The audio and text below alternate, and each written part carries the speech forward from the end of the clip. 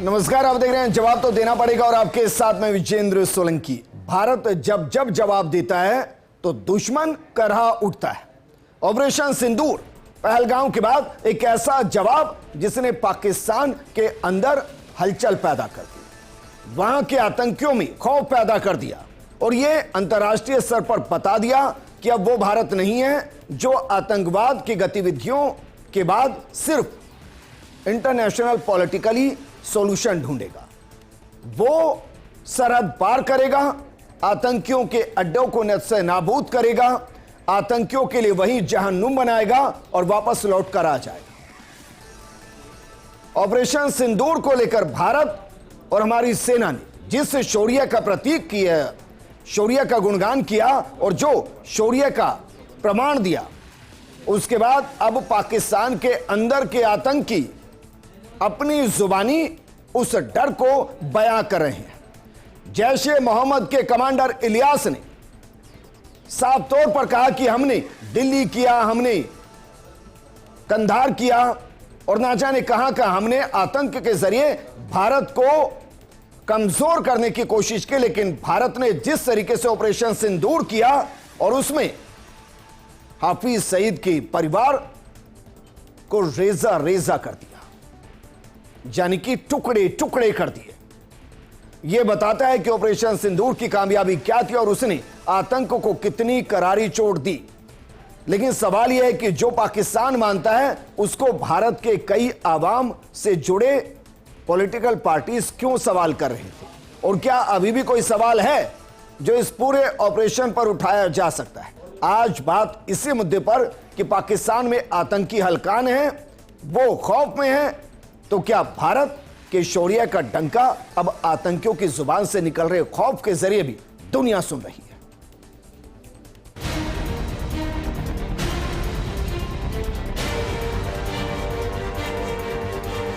मौलाना मसूद अजहर की फैमिली के लोग, बहनें और बेटे और बच्चे रेजा रेजा हो गए।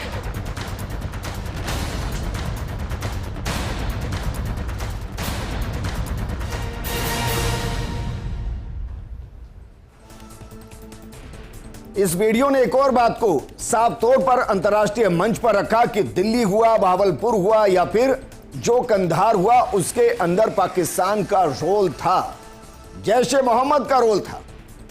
इस मुद्दे पर बात करने के लिए हमारे साथ मौजूद हैं बीजेपी प्रवक्ता लक्ष्मीकांत पारिक जी, कांग्रेस प्रवक्ता राजकुमार शर्मा जी और हमारे साथ रक्षा विशेषज्ञ कर्नल अनुपम जेटली जी है। शुरुआत अनुपम जेटली जी आपके साथ।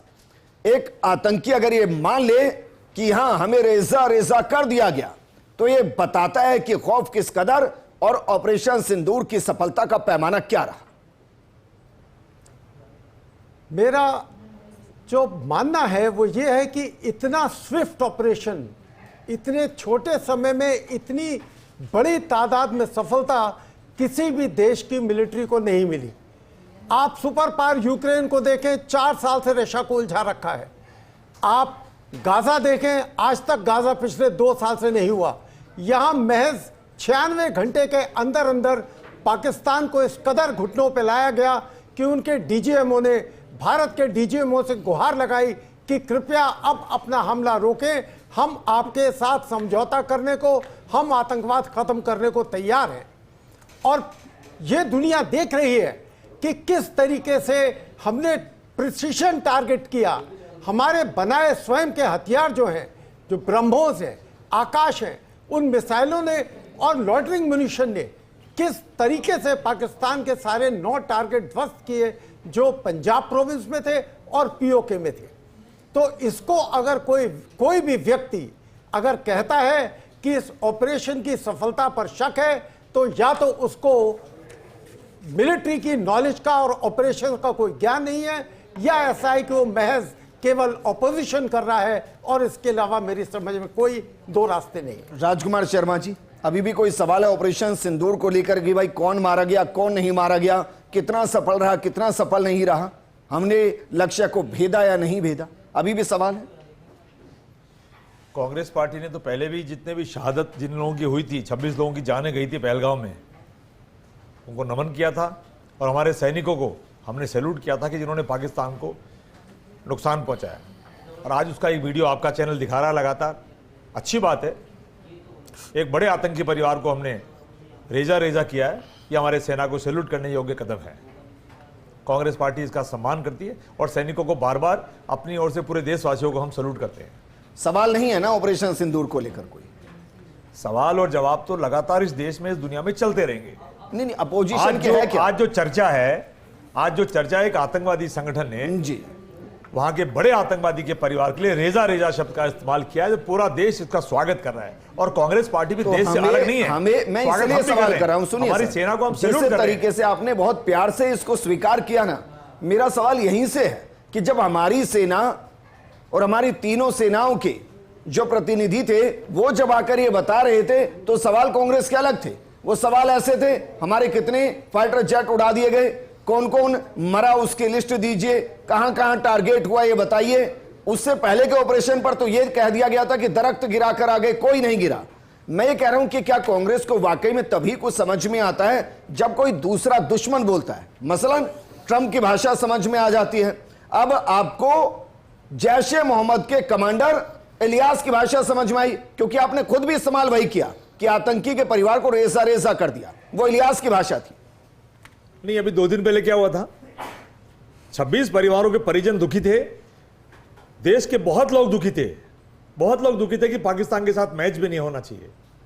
सरकार नहीं मानी जी, बीसीसीआई नहीं मानी। भारतीय जनता पार्टी दुनिया में सबसे ताकतवर अपने आप को मानती है, उसके नेता भी अपने आप को पाकिस्तान सबसे के साथ ताकतवर मैच था मानते हैं। सर, मैं एक लंबी डिबेट और अगर कर चुका मैच हूं। नहीं होता, क्या ये तो क्या पाकिस्तान नुकसान के हो साथ जाता? मैच था? क्या ये पाकिस्तान के साथ मैच था? या एशिया कप में एक ऐसी टीम के साथ जिसको हराए बिना एशिया कप नहीं जीता जा सकता? तो आप ये चाहते कि उस मैच को भारत छोड़ दे, 2 पॉइंट पाकिस्तान को दे दे, और अगर फाइनल में फिर लड़े फिर पाकिस्तान को 2 पॉइंट दे दे और एशिया कप को पाकिस्तान की झोली में डालकर और हार के वापस आए? ये भारत है? पाकिस्तान के साथ तो कोई समझौता किसी तरह का करना ही नहीं है। अरे खेल भी सर, नहीं खेलना पाकिस्तान है। के साथ है ही नहीं वो। देश के बहुत सारे लोगों ने विरोध किया था, लेकिन सरकार नहीं मानी। अरे सर, वो अब नहीं प्रश्न था उठ भाई। गया। क्यों माने अब कह रहे सरकार? हैं कि कांग्रेस पार्टी क्यों प्रश्न माने? उठा रही है। आप ये कह रहे हैं वो जो कि अगर 26 पाकिस्तान ओलंपिक में खेले तो हम ओलंपिक का बायकॉट कर दें, अगर पाकिस्तान चैंपियन ट्रॉफी खेले तो हम चैंपियन ट्रॉफी का बायकॉट कर दें, और क्या हम हर देश के हर खिलाड़ी को कह दें कि आप खेलना छोड़ दीजिए, क्योंकि हर मैच के अंदर कोई ना कोई पाकिस्तानी होगा, हर टूर्नामेंट में कोई पाकिस्तानी होगा, भारत छोड़ दे खेलना? तो भारत के भी सरकार के फिर मंत्री बैठ के मैच का क्यों आनंद उठा रहे थे? क्यों ना ले सर? क्यों 26 परिवारों को मिर्ची लगा रहे थे? एक दुश्मन 26 परिवारों को मिर्ची लगा रहे थे, उनके परिजनों को? देश को हारते हुए क्यों ना देखा जाए? क्यों उसे जंग के मैदान में उनको फिर से ना हराया जाए? हार जीत अलग सब्जेक्ट है। वो सर वही है। सरकार को भी जब अपना विरोध देश प्रकट करना चाहिए था ना? कांग्रेस की सरकार को मैं अपना इसी विरोध प्रकट विचारधारा करना का विरोध चाहिए करता था। हूं सर, और इसको स्पष्ट भी कर दूं, हालांकि इसके लिए लक्ष्मीकांत जी, लेकिन मैं स्पष्ट कर दूं कि जो भारत सरकार ने कहा, जो बीसीसीआई ने कहा, उन्होंने ये कहा कि हम डायरेक्ट किसी भी टूर्नामेंट में पाकिस्तान के साथ नहीं खेलेंगे। ये नहीं कहा गया कि हम चैंपियन ट्रॉफी नहीं खेलेंगे, एशिया कप नहीं खेलेंगे, वर्ल्ड कप नहीं खेलेंगे, T20 वर्ल्ड कप नहीं खेलेंगे, टेस्ट वर्ल्ड कप नहीं खेलेंगे। फिर तो सर आप मान लीजिए आप खेल को बंद कर दीजिए, कांग्रेस ये कह दे कि भारतीय अब खेल खेलना छोड़ दे, क्योंकि पाकिस्तान के साथ कहीं ना कहीं तो भिड़ेंगे। जी, दुश्मन के साथ डायरेक्ट नहीं होता है। दुश्मन को हराया जाता है, डायरेक्ट नेट नहीं होता है। दुश्मन को हराया अलग जाता सब्जेक्ट है, और भारतीय टीम ने हराया। अलग सब्जेक्ट है। भारतीय टीम ने हराया। देश का संवेदनशील मुद्दा था, पाकिस्तान के साथ मैच नहीं खेला। देश का बहुत बड़ा तबका कह रहा था कि पाकिस्तान का पूरा बहिष्कार करो। कर सकता राजकुमार जी, वही वाली बात, ऑफ टाइम है। छुप के जाते हैं, ये बिरयानी खाते हैं, मैच देखते हैं और बड़ी बड़ी बातें करते हैं, और फिर कांग्रेस पार्टी का आरोप लगाते हैं। बाबर की मजार पर कौन गया था नम आंखों से? बिरयानी खाने कौन गया था? कौन गया बाबर की बिरयानी खाने मजार कौन गया था? वापस मैं आपके पास आऊंगा लक्ष्मीकांत जी। क्या वाकई में इससे बहुत फर्क पड़ता है कि भाई किस आतंकी संगठन का कौन कमांडर क्या कह रहा है? क्योंकि हमारी सेना बहुत बखूबी पहले बता चुकी है कि हमने क्या किया, कितना डैमेज किया और कितना प्रिसाइज किया। देखिए, आतंकवादी इलियास ने तो आज कबूल किया है। भारत की सेनाएं तो भारत के शौर्य के साथ उसी दिन इसका प्रमाण दे चुकी जिस दिन ऑपरेशन सिंदूर हुआ था। मैं समझता हूँ भारत के जिस प्रकार से भारत की सेना के आने के जीतने बाद ऑपरेशन सिंदूर के लगातार 3 दिनों तक जिस प्रकार भारत की सेना ने प्रेस कॉन्फ्रेंस की, प्रेस प्रवक्ताओं के माध्यम से बताया और संपूर्ण देश को इसकी जानकारी दी, उसके बाद पाकिस्तान और पाकिस्तान से समर्थित हिंदुस्तान के नेता लोग भी इस बात को मानने को तैयार नहीं थे कि ऐसा कुछ हुआ है। आज पाकिस्तान ने खुद ने स्वीकार किया, तो आज कांग्रेस भी स्वीकार कर रही है और बाकी लोग भी स्वीकार कर रहे हैं। तो मैं समझता हूँ भारत की सेनाओं पर शायद लोगों का विश्वास कम हो गया। माननीय राजकुमार जी इस प्रकार की बात कर रहे थे, उस बात का थोड़ा जवाब देता हूँ। राजकुमार जी का खेल क्यों खेला और बीसीआई क्यों खेला, जबकि भारत की सरकार पहले तय कर चुकी है, बता चुकी है कि डायरेक्ट हम कोई खेल नहीं खेलेंगे। मैं सम्मानित राजकुमार जी को कुछ बातें याद दिला देना चाहता हूँ। इस देश के अंदर पिछले 10 वर्षों में से पहले कि 10 वर्षों शासनकाल और शासनकाल के अंदर लगातार बम ब्लास्ट की घटनाएं, और घटनाओं के बाद कितने मैच आपने इस हिंदुस्तान की धारा से लेकर के पाकिस्तान की धारा तक और अन्य देशों में खेले और डायरेक्ट खेले, तब आपने इस बात को क्यों नहीं उठाया कि पाकिस्तान ने आतंकवादी हमला करता है, बम ब्लास्ट करता है, ये सब कर रहा है, तब आपने इस विषय को नहीं उठाया। लेकिन आज आप 26 लोगों के परिवारों के आंसू की बात करते हैं ना, उन आंसू का बदला लेने का काम किसने किया? तो भारत की सेनाओं के शौर्य ने किया और मोदी जी की राजनीतिक कोई इच्छा शक्ति नहीं किया, आपने नहीं किया। अब लेकिन इसमें एक तो मैं माफी के साथ भाई सवाल करूंगा ही, मान लिया हमारी भारतीय टीम वहां उतरी, हालांकि आज मेरे प्रोग्राम का हिस्सा नहीं है। जी जी। भारतीय टीम ने तो ना टॉस जीतने के दौरान हाथ मिलाया और ना मैच जीतने के बाद हाथ मिलाया, उल्टा अपने कैबिन में गए और बंद कर दिया। जी। दूसरी तरफ कुछ नेता थे जो उस अफरीदी के साथ बैठकर हंसने लग रहे थे, जिस अफरीदी ने ना जाने क्या क्या जहर घोला ऑपरेशन सिंदूर के बाद। मंत्री थे, मंत्री, नेता नहीं थे, मंत्री थे सरकार के और मोदी जी के लाडले भी थे। निश्चित रूप से इन ऐसी घटनाओं की पर संज्ञान होना चाहिए, सरकार इस पर संज्ञान भी लेगी। पहली बात, मैं जिस प्रकार की राजकुमार जी बार बार कहते हैं, राजकुमार जी आपके मुंह से सब बातें अच्छी लगती, जब मैं देखता हूँ, सुनता हूँ, आप सब लोगों को देखता हूँ, और आप जब कांग्रेस के लोग प्रवक्ता लोग आकर बात करते हो ना, तो मुझे 1971 का वह शौर्य याद आता है सेना का, जब लाखों सैनिकों को हमारी सेना ने कैद कर लिया और आपने कुछ नहीं किया, बिना कुछ लिए आपने छोड़कर भेज दिया। मुझे वो दिन भी याद आता जब पंडित नेहरू ने बिना कारण यूएनओ में जाकर भारत और कश्मीर के मुद्दे को लेकर समर्पित कर दिया, मुझे वह दिन भी याद आता है। मुझे 1949 का वह कवालियों का युद्ध भी ध्यान आता है। तो सब बातें कांग्रेस लोग यहाँ आकर करते हैं तो अच्छा नहीं लगता। मुझे ऐसा लगता है, मुझे एक राजकुमार जी, मुझे लगता है आप भी शायद राहुल गांधी बन गए भैया। मुख्यमंत्री किस मुद्दे पर से इस्तीफा कहां लिया? महाराष्ट्र के मामले में महाराष्ट्र के सीएम का इस्तीफा हुआ था। किस मुद्दे पे? आतंकवादी हमले के मामले में। और गृह मंत्री का भी हमने इस्तीफा लिया था। जब रोज शिंदे कपड़े बदल रहे थे, मुझे ध्यान है। जब आप कह रहे थे भगवा आतंकवाद है, वो भी देश की जनता को ध्यान है। जब आप रोज चिल्लाते थे, आप पाकिस्तान के आगे रोज बोलते थे, क्या वास्तव में आतंकवादी आए थे? मैं भी देश को ध्यान है। राजकुमार जी, राजकुमार जी, ये तो यही बात है, इसी कारण आप सब राहुल गांधी बन गए। राहुल गांधी बन गए। एक मिनट भाई, दिमाग शून्य तो लक्ष्मीकांत जी, एक मिनट, लक्ष्मीकांत जी, एक मिनट भाई, लक्ष्मीकांत जी, हम 2025 में, एक मिनट भाई, राजकुमार जी, एक मिनट राजकुमार, लक्ष्मीकांत जी, हम 2025 में है, 2025 में है सर, क्या 2025 में अभी? जी हाँ, 11 साल से बीजेपी की सरकार, एनडीए की सरकार है सेंटर में, बिल्कुल है। क्या अभी भी हमें 1949 याद करना चाहिए, 71 याद करना चाहिए, या हमें प्रोग्रेसिव होकर आगे की बात करनी चाहिए और इश्यूज को रिजोल्व करना चाहिए? आपकी बात को जवाब देता हूं। कोई जो देश अपने इतिहास को भूल जाता है वह अपनी माटी को भूल जाता है। हमें देश के शौर्य को याद रखना ही होगा, हमारी हर चीज को हमें याद रखना होगा, पहली बात। और जिन 10 वर्षों की आप बात कर रहे हो, इस 10 वर्षों में कितने बम ब्लास्ट हिंदुस्तानी धरा पर हुए आप बता दीजिए, या राजकुमार जी बता दें। और उसके पहले घटनाएं, रोज bomb blast, Jaipur bomb blast, Bombay bomb blast, Patna Bangalore bomb blast, लगातार बम ब्लास्ट की घटनाएं हिंदुस्तान पर भी देखी जाती थी, नीचे जाती थी। आपके और हमारे परिवार के लोग ट्रेन में जाने से डरते थे, डरते थे। आज धड़ल्ले के साथ आप सब लोग जा रहे आ रहे, काश्मीर तक ट्रेन चल गई, वंदे भारत। ये शौर्य का परिणाम है कि नहीं है? राजनीतिक शक्ति का परिणाम है कि नहीं है? तो आज के दिन 10 वर्षों में जिस प्रकार से हिंदुस्तान की काबिलियत दर्शाई है, देखिए अब एक बात होती है यहाँ पर, पुलवामा अटैक का कौन जिम्मेदार था सर? जाति पुलवामा अटैक का कौन जिम्मेदार था? देखिए जो लोग जिम्मेदारी कार्रवाई की सर्जिकल स्ट्राइक के माध्यम से देश के सेनाओं ने अंदर जाकर घुस मारा है, अंदर जाकर मारा है। ये वो भारत है जी।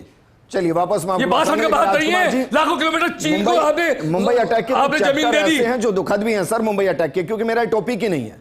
उस दौरान जरा पढ़िएगा, याद कीजिएगा कि कौन था जो फिल्म अभिनेता को दिखाने जा रहा था कि चलिए मैं आपको दिखाकर लाता हूं ताज के अंदर क्या चल रहा है। अंदर आतंकवादी थे। कौन था वो जो फिल्म अभिनेता को लेकर जा रहा था, मानो कोई फिल्म चल रही है अंदर? और कौन थे वो फिर जो लाइव कमेंट्री करके बता रहे थे कि हमारे कमांडो कहां से अंदर घुस रहे हैं? और वो कौन थे जिन्होंने बताया कि पाकिस्तान के अंदर हमारे कितने खुफिया एजेंट हैं जिनको मारा गया? और वो कौन थे जिन्होंने ईरान के साथ लिस्ट जारी की और वहां एक एक चुनकर आता उन्होंने हमारे सारे खुफिया एजेंसी के लोगों को मारा? ये बहुत बड़ी लिस्ट है सर। लेकिन कर्नल अनुपम जेटली जी, क्या हम जो कहते हैं कि Operation Sindhu to be continue, क्या वाकई में हमें अचानक से सुबह उठते हुए रात को सोने से पहले एक और खबर मिल सकती है कि भाई एक और अटैक पाकिस्तान पर किया गया, या अभी हम मानकर चल रहे हैं कि नहीं, हमें मैक्सिमम जो डैमेज करना था किया, हम अगली घटना का इंतजार करेंगे कि अगर फिर से कोई आतंकवादी घटना हुई तो इससे ज्यादा पुरजोर तरीके से रिएक्ट करेंगे? विजेंद्र, प्रधानमंत्री ने बहुत साफ कहा है कि ऑपरेशन सिंदूर में एक अस्थायी तौर पर युद्ध रोका गया है, इसको युद्ध विराम नहीं माना जाए। तो हम एक जो हमें पनिशमेंट, जो दंड पाकिस्तान को देना था, हमने पूरी तरीके से वो दिया। परंतु अभी दोबारा हम ऐसा कदम नहीं उठाना चाहते कि बिना पाकिस्तान के उकसाए, बिना उनके कोई बगैर बड़ी आतंकवादी हरकत किए हम फिर उन पर हमला करें। नहीं, लेकिन मैं एक और चीज, मैं माफी के साथ रोक रहा हूं सर, मैं एक और चीज महसूस कर रहा हूं क्योंकि मैं इसको फॉलो करता हूं। मैंने अमूमन देखा था कि जब कोई घटना भारत में घटती थी ना, उसके बाद जो वहां के आतंकी संगठनों के आका हुआ करते थे वो जमकर जहर घोलते थे और वहां कुछ नहीं घटता था, हम भी कुछ रिएक्ट नहीं करते थे। मैं पहली बार ऑपरेशन सिंदूर के बाद देख रहा हूं कि वहां के जो बड़े, चाहे वो जैश ए मोहम्मद है, चाहे वहां पर इंडियन मुजाहिदीन का जो अपग्रेड वर्जन है या जो भी वहां के है, वहां से कोई बयान नहीं आ रहा है, भारत के खिलाफ नहीं आ रहा है। उल्टा वहां यह बताया जा रहा है कि हां यहां अटैक हो गया। यह एक इंटरेस्टिंग चीज है सर, क्योंकि पहली बार विजेंद्र 100 किलोमीटर अंदर बहावलपुर में जाकर एक उनके मरकज को, सुभान अल्लाह मस्जिद मरकज को तबाह किया गया और जैश ए मोहम्मद के जो जैश के सबसे बड़े आका थे, जिनका पुलवामा में, जिनका पहलगाम में, जिनका उड़ी में, जिनका पठानकोट बेस पे हर जगह उनका नाम आ रहा था, वहां उसको मारने की पूरी कोशिश की। उसकी किस्मत थी कि वो बच गया, परंतु उसका परिवार जो है पूरा तहस नहस कर दिया। और आज संदेश भी गया होगा सर आतंकियों के बीच में कि भाई जिस पाकिस्तान को सेफेस्ट प्लेस मान रहे थे वहां सेफ नहीं है। बिल्कुल नहीं है। पाकिस्तान को भी अगर भारत चाहे तो अगले 24 घंटे में खत्म कर दे, और वो दिखाया भारत ने करके। बिल्कुल हमारी क्षमता है, और अगर पाकिस्तान गुस्ताखी दोबारा करेगा तो उसको शायद नक्शे से मिटाने में कोई हमें बड़ा गुरेज नहीं होगा। राजकुमार शर्मा जी, क्योंकि मैं हमेशा मानता हूं कि सेना और राष्ट्र ये राजनीति का हिस्सा नहीं है। जहां राष्ट्र की बात हो, जहां सेना की बात हो, वहां सिर्फ सब एक सुर में उनके साथ हो सकते हैं। क्या हम वाकई में जिस तरीके से पिछले कुछ सालों में ऑपरेशन घटे, उनको लेकर क्वेश्चन किए, ऑपरेशन सिंदूर को लेकर कई क्वेश्चन हुए, ये भी क्वेश्चन हुआ कि भाई हाफिज सईद क्यों नहीं मारा गया, ये भी अजहर मसूद क्यों नहीं मारा गया, ये भी सवाल हुआ कि ये बताए भारतीय सेना कि कितने हमारे फाइटर जेट वहां धराशाही हो गए। मैं कह रहा हूं क्या वाकई में इन सवालों की जरूरत होती है देश के अंदर कि अपोजिशन पूछे, वो भी तब जब एक सेना बाकायदा ब्रीफ कर चुकी हो। क्या वाकई में ऐसे सवाल क्वेश्चन रेज करने चाहिए? विजेंद्र जी, देश में सवाल इसलिए उठते हैं, जो मैं समझ पाया हूं, जो मेरा अल्प ज्ञान है, पिछले 11 साल से काम तो सेना करती है, और सेना को तो पूरा देश 180 करोड़ लोग बार बार सैल्यूट करते हैं, और सेना को तो हम क्वेश्चन करने का कभी प्रश्न कोई हिंदुस्तान का नागरिक उठाता ही नहीं है। लेकिन पंचायती भारतीय जनता पार्टी करती है, और भारतीय जनता पार्टी को और सरकार को और वर्तमान नेताओं को यह गलतफहमी है कि ये पूरा देश, ये पूरी दुनिया हम चला रहे हैं। अच्छा कह रहे हैं। बांग्लादेश, पाकिस्तान के 2 टुकड़े किसने किए थे? मैंने क्या कहा आपको? पाकिस्तान के 2 टुकड़े किसने किए थे? भारतीय जनता पार्टी को, अरे सर, पाकिस्तान के 2 टुकड़े किसने किए थे? ये बहुत बड़ी गलतफहमी है कि पूरा देश, किसने बनवाया? दुनिया हम चला रहे हैं। राजकुमार जी, हम ये कह रहे हैं, राजकुमार जी, आतंकवादी, राजकुमार जी, राजकुमार जी, राजकुमार जी, भारतीय जनता पार्टी के वो नेता राजकुमार जी, जिन्होंने अपनी उंगली भी नहीं गिराई। राजकुमार जी, मैं जब सुनिए ना, जब मैं पापा की उंगली पकड़कर चला करता था ना, और यहां तक आ गया, मैंने सिर्फ यह सुना है कि इंदिरा गांधी जी ने पाकिस्तान के 2 टुकड़े कर दिए और बांग्लादेश बना दिया। मैं सुनता आया हूं, किताबों में पढ़ता आया हूं। अब मुझे बताइए वो इंदिरा गांधी जी ने किया था या सेना ने किया था? विजेंद्र जी, मैंने क्या कहा आपको? मैं क्या पूछ रहा हूं सर? सेना का जो सबसे बड़ा प्रमुख होता है, स्पष्ट कीजिए, सेना अध्यक्ष होते हैं। अरे भाई स्पष्ट कीजिए, इंदिरा गांधी जी ने किया था या सेना ने किया था? स्पष्ट कर लेते हैं। तो आप क्या कहना चाहते हैं? क्या कहलवाना चाहते हैं? पूछ रहा हूं मैं कांग्रेस आपसे, पार्टी से क्या कहलवाना चाहते हैं? अरे भाई सेना ने किया था या इंदिरा गांधी जी ने किया था? मैं कहने को तैयार हूं, बताइए क्या कहलवाना चाहते हैं? नहीं, सेना ने किया था या इंदिरा गांधी जी ने? विजेंद्र जी, क्या सेना ने या इंदिरा गांधी जी ने? मैं पूछ रहा हूं भाई। विजेंद्र जी, पूरी कांग्रेस पार्टी पूछ रही है, क्या कहलवाना चाहते हैं? मैं ये कहलवाना चाह रहा हूं, हमारे मुंह में डाल ले, आपके शब्दों को हमारे मुंह में डाल ले। नहीं, मैं कह रहा हूं सेना के शौर्य को सलाम है, और भारतीय जनता पार्टी गलतफहमी निकाल ले कि पूरी दुनिया को वो चला रहे हैं, ठीक, देश को वो चला रहे हैं। ये गलतफहमी भारतीय जनता पार्टी को, नेताओं को नहीं होनी चाहिए। ठीक है, सेना के शौर्य को और जेटली साहब को बार बार सैल्यूट है। ठीक है, अब मैं फिर पूछ लेता हूं, जरा बताइए, पाकिस्तान के 2 टुकड़े और बांग्लादेश किसने बनाया था, सेना ने या इंदिरा गांधी जी ने? मैंने क्या कहा अभी आपको? भाई मैं पढ़ता हूं, मैं कंफ्यूजन दूर कर रहा हूं अपनी। आपके शब्दों को मैं मेरे शब्दों में नहीं डाल सकता। ये क्या एक ऐसा भ्रम है सर जिसमें कॉमन मैन को फंसाया जाता है? और मैं स्पष्ट कह रहा हूं, जब कांग्रेस की सरकार आती है तो भी क्रेडिट रोल ऐसे ही चल रहा होता है, जब किसी और की सरकार आती है तब भी क्रेडिट रोल ऐसे ही चल रहा होता है। और क्या ये सही नहीं है कि सरकार के इशारे पर ही सेना काम करती है, सरकार के इशारे पर सीज फायर होता है, सरकार के इशारे पर आगे के एक्शन होते हैं? क्या ये सही नहीं है? विजेंद्र, ये बात सही है। सरकार जो है एक सेना को उद्देश्य देती है कि लड़ाई का उद्देश्य ये है। अब लड़ाई कब शुरू होगी और लड़ाई किस तरीके से होगी, ये सेना अपने प्रोसीजर्स को और अपनी शक्ति को ध्यान में कर देगी। तो अगर सेना ने अपना गोल अचीव किया जो उसको दिया गया, तो जो बेसिक जो डायरेक्शंस हैं वो पॉलिटिकल रिजीम देगा। ठीक है, कभी कांग्रेस दे रही थी, सर विक्ट्री आज किसकी होती बीजेपी है? दे रही है। मैं तीन है मेरे लिए विक्ट्री किसकी है? सेना की विक्ट्री है, उस सत्ताधारी पार्टी की विक्ट्री है, या भारत की विक्ट्री है? मैं भारत को मानता हूं। देश की विक्ट्री है जिसमें पॉलिटिकल पार्टी और सेना दो हिस्से हैं, दो अंग हैं, और दोनों को उसका क्रेडिट जाना चाहिए। बिल्कुल जाएगा। सही है ना सर? ये बिल्कुल, हर हालत में और हर लड़ाई, 7 लड़ाइयों में ऐसा ही हुआ है। और जो बांग्लादेश बना सर, उस दौरान जो कहा जाता है कि भाई 93,000 के आसपास सैनिक हमारे यहाँ कैदी थे, 2 साल के आसपास कैदी थे, आप सही मानते हैं कि उसके बावजूद हम अपना हिस्सा नहीं ले पाए और उनको ऐसे ही छोड़ दिया? और अगर मैं गलत नहीं तो शायद 54 या 52 हमारे पाकिस्तान के अंदर बंदी थे, जिनको हम 93,000 को छोड़कर भी नहीं छोड़ा पाए थे। क्या यह आंकड़ा सही है? देखिए, आंकड़ा सही है, मगर जो दबाव है, अंतरराष्ट्रीय दबाव है, आपस की संधियां हैं, कौन कितना हिस्सा किसी को देगा। अगर हमने पाकिस्तान का 42% हिस्सा तोड़ के अलग किया है, तो उस समय शायद राजनीतिक मांग यही रही होगी कि अब पाकिस्तान को पैसिफाई करने के लिए जो थोड़े बहुत उनके हिस्से पंजाब के और बाकी लिए गए वो वापस किए जाएं। तो ये देश की जो सत्ता संभाल रहा है, मैं तो उसकी बात ही नहीं कर रहा सर, मैं तो पाकिस्तान अधिकृत कश्मीर की बात कर रहा हूं। वो तो हमारा ही था ना, हमारा ही है। वो हम मानते हैं हमारा है और पाकिस्तान मानता है उसका है, क्योंकि उसने उस कबायली मुझे इससे क्या फर्क पड़ता है सर लिया। कि पाकिस्तान क्या मानता है? हिस्सा हमारा है और हम उसको तो हमें नहीं लेना चाहिए था उस वक्त, हमें नहीं लेना चाहिए, क्योंकि लेना मैं चाहिए, मगर क्या हम उसको लेने की स्थिति में अभी है? नहीं, मैं तब की बात कर रहा हूं राजनीति ने, क्योंकि मैंने उस वक्त ये पढ़ा था कि भाई सेना ने जमीन पर जंग को जीता और टेबल पर हम हार गए। मैं इससे सहमत नहीं हूं। मेरे इसके बारे में कई मुख्तलिफ विचार हैं, और हम जमीन पे भी जीते और शिमला एग्रीमेंट में भी जीते। उसको दर बदर, पॉइंट दर पॉइंट पढ़ा जाए, उस समय के राजनीतिक हालात को ध्यान में रखा जाए, तो उतना बड़ा नहीं होगा जितना आज हमको दिखाया। ठीक है सर, अंतिम सवाल, क्योंकि जिस तरीके से वहां के आतंकी खुद मान रहे हैं कि भाई एक बड़ा अटैक हुआ था, आपको लगता है कि पाकिस्तान भी ये समझ रहा है कि अगर आप उसको फ्यूचर में आगे बढ़ना है तो उसको आतंकवाद को कंट्रोल करना पड़ेगा? क्योंकि जो हाल गाजा का हुआ है हमास के चक्कर में, ऐसा ना हो कि पाकिस्तान का भी वही हाल हो जाए इन आतंकी संगठनों के चक्कर में। बिल्कुल सही विजेंद्र, अगर आप देखें तो पाकिस्तानी लीडरशिप जो है वो अंतरराष्ट्रीय मंच पर भी वो नहीं पा रही सम्मान जो उसको मिलना चाहिए, और हिंदुस्तान का सम्मान किसी से छुपा नहीं है।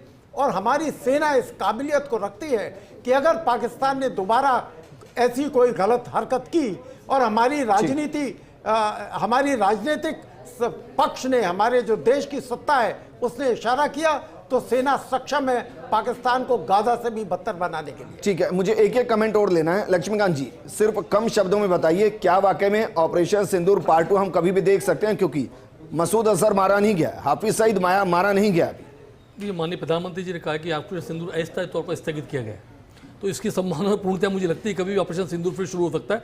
जब भी कोई आतंकवादी घटना यदि अंजामी देश में होगी तो निश्चित मान के चलिए ऑपरेशन सिंदूर अपना।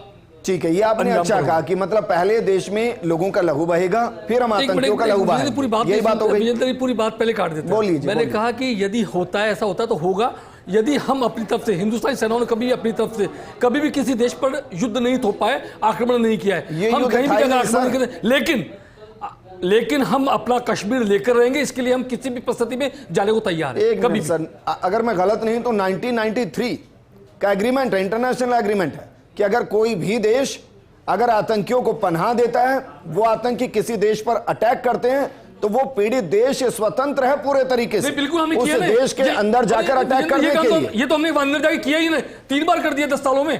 तो हम कह रहे कश्मीर लेने के लिए हम आगे भी जा सकते हैं, क्योंकि पूरा का पूरा कश्मीर हमारा है और वो रहेगा। हिंदुस्तान के संसद में उसके लिए सीटें भी है और विधानसभा में सीटें उसके रखी हुई है, इसलिए हम मानते हैं पूरा कश्मीर हमारा है, हम उसे लेकर रहेंगे। ये हमारा पहले एजेंडा, हमारी भारतीय जनता पार्टी के राष्ट्रीय अध्यक्ष का बलिदान भी इसी के लिए हुआ है। ठीक है, डॉक्टर राजकुमार शर्मा मुखर्जी साहब का। आपको लग रहा है कि भाई 2-3 ऑपरेशन और हो जाने चाहिए? एक बार क्या है कि पेस्ट कंट्रोल अगर शुरू किया तो अच्छे से करके आ जाए। विजय जी, हमारा देश कभी लड़ाई नहीं चाहता है, किसी से भी नहीं चाहता है, लेकिन जो आतंकवादी हमले हैं, आतंकवाद जो हमले करते हैं, उनका तो इलाज होना चाहिए। और जब ये हमले हुए थे, ऑपरेशन सिंदूर जिसका नाम दिया गया था, पूरे देशवासियों ने 140 करोड़ लोगों ने कहा था दिल मांगे मोर। तो देशवासी अभी भी चाहते हैं कि दिल मांगे मोर। पाकिस्तान का तो इलाज तगड़ा होना चाहिए। और हमारी सेना से हम निवेदन करेंगे, जब भी आप, लेकिन आपके नेताओं की वाणी पे विराम लगवाई, जो पाकिस्तान की भाषा बोलते हैं, रोजाना सुबह उठते हैं, शाम को खाते हैं हिंदुस्तान के, गीत गाते हैं पाकिस्तान के, उनको रोकिए, कहिए राजकुमार जी उनकी निंदा करिए, यहाँ पर खड़े होकर इस चैनल पर खड़ी है और भविष्य में भी खड़ी रहेगी। ठीक है, अनुपम जेटली जी, एक और सवाल सर, क्योंकि अगर वहां से स्वघोषित ये माना जा रहा है आतंकी संगठनों के जरिए कि भाई हमने दिल्ली अटैक किया, हमने कंधार अटैक को अंजाम दिया, हमने फला अटैक को अंजाम दिया, जिसको भारत कहता है कि भाई इसमें पाकिस्तान की संलिप्तता है। अब तो जैसे मोहम्मद का कमांडर इलियास पाकिस्तान की जमीन पर खड़ा होकर इसको इकरारनामा दे रहा है, उसके बावजूद इंटरनेशनली उस पर कभी कंट्रोल क्यों नहीं होता? और उल्टा क्यों होता है कि हर एक मेजर अटैक के बाद IMF का पैसा बढ़ जाता है उधर? देखिए, हमें समझना पड़ेगा कि पाकिस्तान की अमेरिका के नज़र में क्या कीमत है। अगर आप देखें तो अमेरिका के हाथ से रीजन एशिया का निकलता जा रहा है। अगर आप यूरेशिया में रशिया को देखें, फिर चाइना को देखें, अफगानिस्तान को देखें, फिर हिंदुस्तान को देखें, जो कि किसी भी हालात में अमेरिका का स्टूज नहीं है। ठीक है। फिर आप ईरान और मिडिल ईस्ट देखें, वो हाथ से निकल रहा है अमेरिका के। पाकिस्तान अकेला देश है जहां वो अपने बेसिस बना सकता है, जहां वो अपनी मौजूदगी से इस एरिया को थोड़ा इन्फ्लुएंस कर सकता है। इसलिए वो पाकिस्तान को और इसलिए मुनीर को व्हाइट हाउस बुलाया, शरीफ को नहीं बुलाया। बिल्कुल बिल्कुल। और इसीलिए विजेंद्र, अगर आप देखें तो पाकिस्तान बड़ी चालाकी से चीन से भी मदद ले रहा है और अमेरिका से भी मदद ले रहा है, मगर फिर भी अपने पैरों पर खड़ा होने में सक्षम नहीं। विदेशी मामलों में तो मैं पाकिस्तान की नीति को बहुत जबरदस्त समर्थन करता हूं सर। वो सबसे पैसे उठा लेता है और जितना चाहे उतना उठा लेता है। मुझे लगता है बाकी देशों को अब यह भी डर रहता है कि पता नहीं पैसे वापस देगा या नहीं देगा, इसलिए भी दे देते हैं और उसको टूल की तरह भी इस्तेमाल करता है। चाहे चाइना सीपैक के जरिए उसका इस्तेमाल कर रहा हूं, जब अमेरिका उसको ईरान और खाड़ी पर कंट्रोल करने के लिए एक बेस क्रिएट करने के लिए इस्तेमाल कर रहा हूं, या फिर रेयर अर्थ मेटल के लिए, दोनों उसको चूसने की कोशिश कर रहे हो। शुक्रिया हमारे साथ जुड़ने के लिए लक्ष्मीकांत जी, राजकुमार जी और अनुपम जेटली जी, आपका बहुत बहुत शुक्रिया। ये जो जैश-ए मोहम्मद के कमांडर इलियास का इकरारनामा है ना, ये इकरारनामा पूरी दुनिया के लिए वो सबूत है जो शायद क्वेश्चन कर रहे थे कि क्या वाकई में भारतीय सेना ने किया है। हमें तो 100% यकीन था और हमेशा रहेगा कि हमारी सेना जो कहती है वो करती है और उससे ज्यादा करती है। और जब मैं कह रहा हूं ना उससे ज्यादा करते हैं, तो उस प्रेस कॉन्फ्रेंस को फिर सुनिएगा और पूछिएगा कि उस सवाल का जवाब क्या दिया था कि क्या हमने किराना हिल्स को भी अटैक किया है। मुस्कुराते हुए क्या जवाब मिला। इस प्रोग्राम में फिलहाल इतना है। नमस्कार।